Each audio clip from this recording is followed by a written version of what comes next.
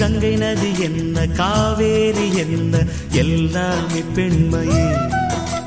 நம்ம இங்கு நாளும் தாங்குகிற பூமி அது கூட பெண்மையே. நாடாளும் ஆணுக்கும் வீடாள பெண் வேண்டும்.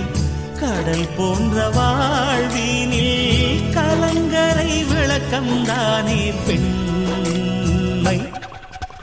பெண்ணிடம் மனதை கொடுத்து விட்டாலே போதும். பௌர்ணமிதானே வாழ்வின் எந்த நாளும். காதலை நான் பாடவா பூவிலே தேன் தேடவா. நாடோடி பாட்டு பாட தந்தன தந்தன தாளம்.